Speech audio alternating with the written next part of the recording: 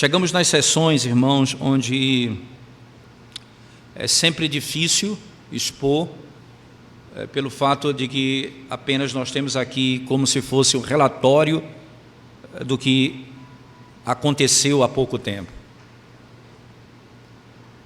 Mas a Escritura, na sua sabedoria, Deus, na sua sabedoria, quando revela a sua vontade aos homens, Ele não simplesmente joga informações ao vento. Lembre-se, toda a Escritura é inspirada por Deus e útil para o ensino, a correção. Então, não há exceção nas Escrituras, não há um texto na Escritura que não tenha sido inspirado por Deus e útil para. A compreensão desse texto dependerá claramente, manifestará claramente aquilo que Deus quer nos ensinar.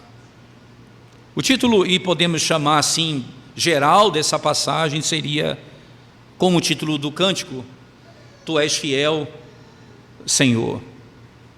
Seria um princípio muito claro, porque o que nós temos no capítulo 12 é a descrição do que aconteceu segundo o que fora prometido, desde o princípio, como fora prometido pelo Senhor.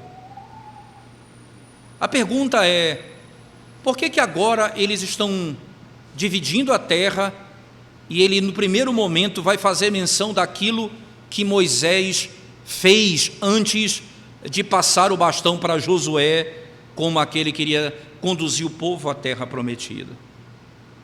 Começando com os primeiros 6 versos, não é? Os primeiros 6 versos desse texto, nós podemos então fazer a seguinte pergunta: por que Josué faz surgir das cinzas os 2 reis que governavam essa região do Jordão? Ou melhor, a parte que era antes do Jordão, que estão exatamente descritas no texto. Volte comigo no capítulo 12, irmãos, no versículo 4 e 5, ele diz assim: como também o limite de Og, rei de Bassã, que havia ficado dos Refaíns e que habitava em Astarote e Edrei, e dominava no monte Hermon, em Salca, e em toda a Bassã, até o limite dos Gesuritas e dos Maacatitas. Ele faz menção aqui, nos versos que vão até o verso 6, dos 2 reis que governavam aquela região, que é chamado Og, metade do reino. Essa história, ela aconteceu em Números no capítulo 21, verso 21 a 35, e agora o autor faz questão de trazer a memória no relatório que vai prestar da conquista que aconteceu ali no início dessa sessão, que é já no capítulo 21 do livro de Números, verso 21 a 35. É interessante que Moisés vai fazer um comentário acerca disso no livro de Deuteronômio. Só você voltar a página comigo, por favor. Deuteronômio, no capítulo 2, você vai encontrar as seguintes palavras de Moisés. Moisés comenta essa vitória de Números. Números capítulo 2, versículo 26 em diante. Diz assim um texto: então mandei mensageiros desde o deserto de Quedemote a Seom, rei de Esbom, com palavra de paz, dizendo: deixa-me passar pela tua terra, somente pela estrada irei, não me desviarei para a direita nem para a esquerda. A comida que eu coma vender-me-ás por dinheiro, e dar-me-ás também por dinheiro a água que beba, tão somente deixe-me passar a pé. E aqui você vai encontrar do verso 29 até o capítulo 3, do 26 do capítulo 2 até o capítulo 3, você vai ver do verso 1 em diante, vitória sobre Og, rei de Bassã. Então, é narrado aquilo que aconteceu em Números, agora é citado no comentário de Moisés. Perceba como isso tem um peso muito importante. Algum comentarista chegou a dizer, irmãos, que Og, rei de Bassã, os reis que estavam aquém do Jordão, se tornaram como, para os judeus do Antigo Testamento, se tornaram como Herodes, Pilatos, no credo apostólico, padeceu sobre o poder a referência àquele indivíduo é tão clara que esse indivíduo ele é citado em muitos lugares depois daqui, como se fosse um marco na história de Israel. Ele volta a esse momento da história. E por que então, irmãos? Não é? Interessante, porque você vai ver que isso vai ser citado. Eu queria, sem você se cansar com isso, eu espero, Salmo 135, veja se não é exatamente isso, apenas o verso 11 do Salmo 135. O salmista diz assim: a Seom, rei dos amorreus, e a Og, rei de Baçã, e a todos os reinos de Canaã. Você vai lá no Salmo 136, verso 19 e 20, mesma coisa, 136, 19 e 20, ele diz: a Seom, rei dos amorreus, porque a sua misericórdia dura para sempre, e a Og, rei de Baçã, porque a sua misericórdia dura para sempre. Depois você pode anotar e consultar em outros lugares, Neemias 9, 22, você vai encontrar a mesma citação, já no período pós-cativeiro. Por que é tão importante isso? Por que esse registro é tão importante? Alguns aspectos, primeiro eu queria frisar com os irmãos. Primeiro, nós devemos lembrar, irmãos, e é sempre importante na nossa vida termos essa consciência, não é?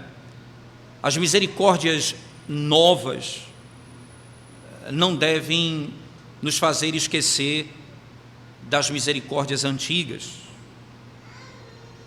Nem a glória do presente nos fazer esquecer da glória e do sofrimento dos nossos irmãos do passado. Aqueles que deram a vida para que nós estivéssemos onde estamos, aqueles que ensinaram as verdades que hoje nós temos com muito mais clareza. O que Josué conquistou, os serviços que ele realizou, não fizeram esquecer daquilo que Deus fez por meio de Moisés. E por que ele junta a história dele com a de Moisés aqui? Por que a conquista anterior é tão importante? Não apenas para nos fazer lembrar desse detalhe, mas para mostrar acerca da unidade do Deus que chamou o seu povo do cativeiro egípcio e prometeu uma terra para eles. O escritor, ele quer e deseja manter a unidade do povo de Deus. Não pensem diferente, irmãos. Vai acontecer, por exemplo, lá na frente, quando terminar toda a batalha, vocês depois não vamos chegar lá, toda a batalha for concluída, e as 2 tribos e meias que já tinham possuído essa terra daquém do Jordão, eles vão adentrar com Josué para conquistar as terras da além do Jordão, e depois que terminarem tudo, a conquista estiver terminada, eles retornarão para o seu povo. Eles vão voltar para esse lugar descrito aqui. E o que é que vai acontecer ali? Eles vão fazer um memorial, um altar em forma de um memorial, e quando essa notícia chega a Josué, eles vêm a eles prontos para exterminá-los, caso eles tivessem feito um outro altar além daquele instituído por Deus. Eles disseram: não fizemos isso para servir de sacrifício ao Senhor, fizemos isso para que os nossos filhos saibam que existe unidade entre nós, que nós somos o mesmo povo, que essa é a mesma nação, e que o Deus de vocês é o nosso Deus. Essa é uma preocupação tão clara que posteriormente isso voltará. E o autor sabe disso com tanta certeza, que ao contar a história não conta depois do Jordão, mas as conquistas daquém do Jordão. Eles não poderiam ter sido excluídos, irmãos. Eles não poderiam ter sido excluídos em hipótese alguma. Existe sempre uma dificuldade, não é? Como já falamos, de esquecer, uma dificuldade em manter viva a lembrança daqueles que vieram antes de nós. Essa é uma tendência comum na nossa geração, esquecer dos seus pais, dos seus avós, e tem como melhor amigo ou conselheiro os amigos da sua idade e da sua época. Facilmente se esquecem de onde vieram, o que Deus fez e a bondade dele sobre a sua casa. É importante entendermos que nesse primeiro momento o que Josué, ou o autor desse texto, nos ensina, irmãos, é que Og e Bassã, mesmo mortos, ainda falam. A vitória de Deus sobre eles naquele momento fala até hoje para o povo de Israel. Fala até hoje para o povo de Israel. A tendência do nosso coração de nos esquecermos da nossa história, da nossa tradição. Isso, haja vista o modelo e a maneira como cultuamos a Deus, como é fácil nós nos apegarmos às novidades de uma época, a encontrarmos saídas e ensinamentos mais excelentes do que aqueles que ouvimos no passado. Como é fácil nós abandonarmos os nossos pais teologicamente para nos apegarmos aos dos nossos dias. Com tanta facilidade fazemos isso. Então, o primeiro ensino aqui, nesse texto, é lembrarmos que o Senhor está trazendo unidade ao povo nessa história. Mas no segundo aspecto, do verso 7 ao 24, irmãos, ele vai vindicar a fidelidade da promessa de Yahvé, a promessa do Senhor. O Senhor vai dizer, e é importante isso, né? Que aquilo que Ele prometeu, Ele cumpriu. Você vai ver que no verso 24 Ele vai descrever, em Josué 12, a quantidade de reis.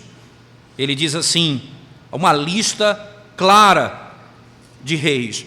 Josué 12, no verso 24, ele diz, 31 reis, ao todo, 31 reis ao todo. Quando você lê essa lista de 7 a 24, ela parece monótona. Nem todo o texto grande de Josué eu li, mas eu fiz questão de ler esse texto que parece monótono. Que aparentemente é monótono. João Calvino, comentando esse texto, parece que compreendeu bem o que ele significava. Ele diz assim: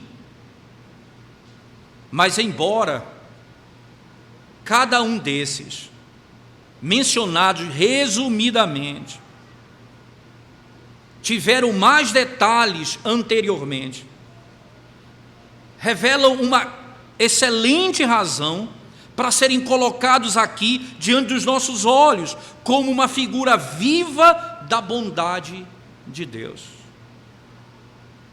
provando que existe uma completa ratificação, diz Calvino, e uma completa realização do pacto feito com Abraão, como anunciado em suas palavras: a tua semente eu darei esta terra. Lá em Gênesis 12, Calvino está remontando esse texto. Lembre-se, tudo isso, nome por nome, cidade por cidade, rei a rei, é para descrever aquilo que ele falou lá atrás. Se cumpriu. Essa seção do verso 7 ao 24 enfatiza que as promessas do Senhor a Abraão, em Gênesis 15, 18 a 21 também, foram cumpridas. Ele é poderoso para cumprir aquilo que ele falou. Esses versos, quando lidos no contexto, não são cheios, não são tediosos, não são cansativos. Eles nos animam, eles nos encorajam. Veja o verso 17 do capítulo 12.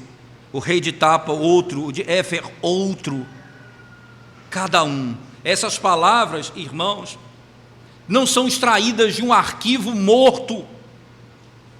Eles são cânticos, eles são as letras de um cântico, como se fossem estrofes de uma versão, e que pudéssemos, como no hino, dizer: Tu és fiel, Senhor. As tuas palavras se cumpriram, as tuas promessas se realizaram. Tu és fiel, Senhor, cumpriste as tuas promessas. 31 autor. Mas esse texto ainda, nessa mesma seção, nos mostra ainda um outro aspecto importante, irmãos. Como que a bondade de Deus, ela precisa ser enumerada, ela precisa ser descrita. Como é interessante, né?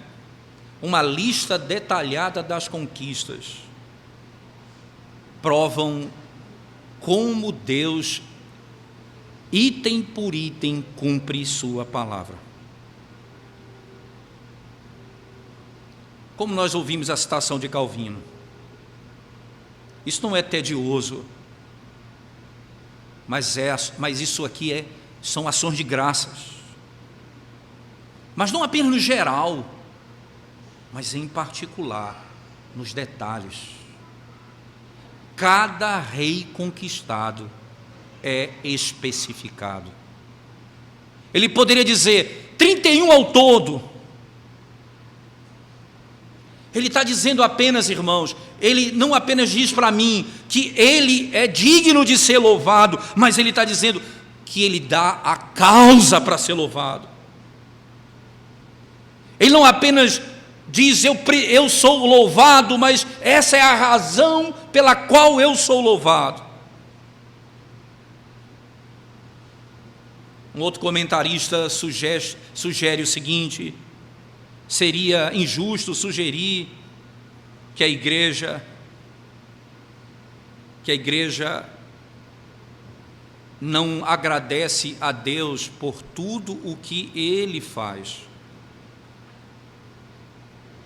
Mas é certo que a igreja não gosta de especificar os detalhes do que Deus faz.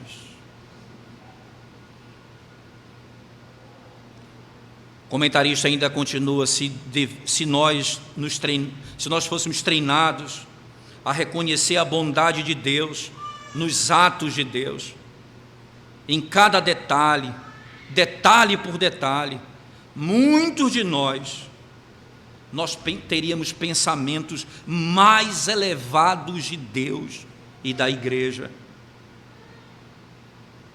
É porque pensamos de modo genérico que nós não conseguimos ter uma visão tão gloriosa de Deus e da igreja.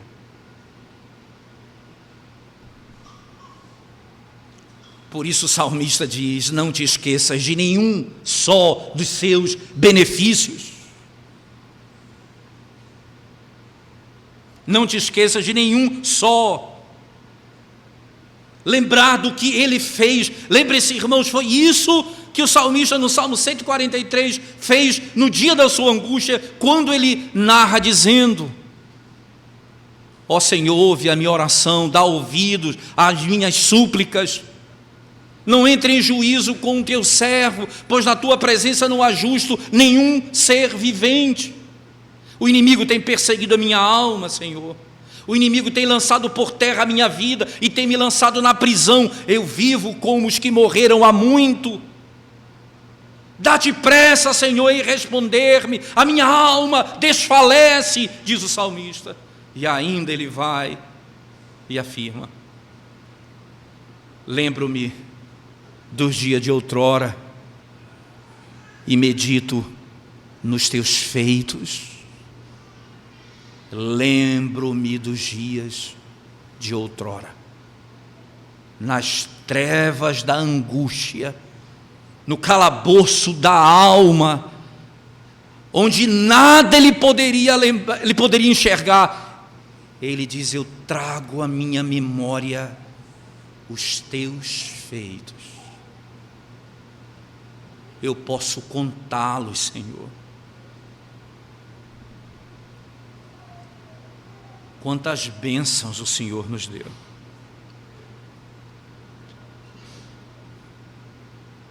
Quando formos orar ao Senhor, irmãos, até para instruirmos os nossos filhos, na oração à mesa, em casa, ore por coisas específicas.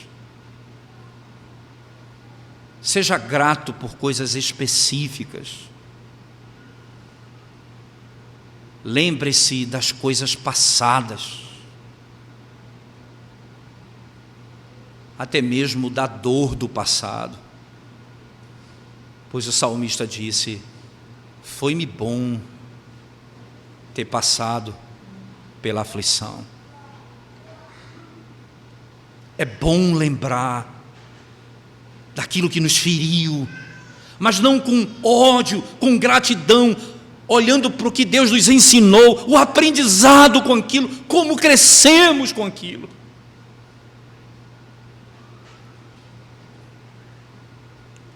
Seja grato ao Senhor. Quando confessar os seus pecados diante de Deus, não faça, perdoe pela multidão dos meus pecados. Descreva ao Senhor. Isso não é porque a sua palavra tem poder, é para que seja claro diante de Deus que você está sofrendo por uma falta particular, por algo que você fez particular. Confesse ao Senhor.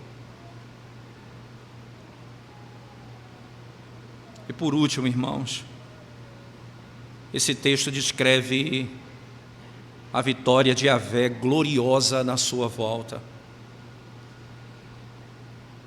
O capítulo 12 serve como um resumo da conquista que acabara de acontecer. Israel adentra a terra prometida. A vitória que aconteceu sobre Sião, Og e os reis de Canaã é apenas, irmãos, um detalhe da vitória que virá sobre os nossos inimigos no último dia.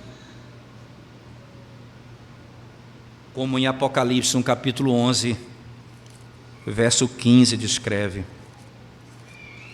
Apocalipse, capítulo 11, verso 15, descreve. Diz assim o texto sagrado: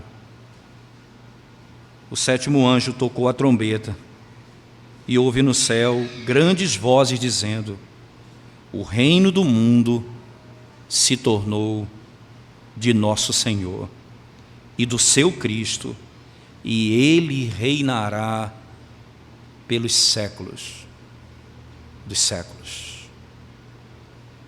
Não apenas Og, não apenas Sihon, não apenas os reis de Canaã, os reinos do mundo foram vencidos.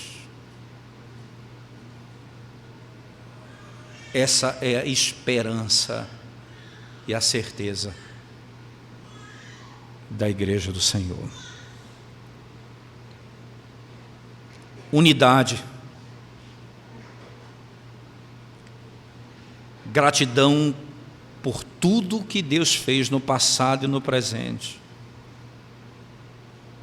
os detalhes do que Ele fez e a esperança da vitória última estão nesse texto que, sem dúvida alguma, não é cansativo, nem cheio de tédio. É animador lembrar de todas essas coisas. Vamos curvar nossa cabeça, vamos orar ao Senhor, irmãos, mais uma vez.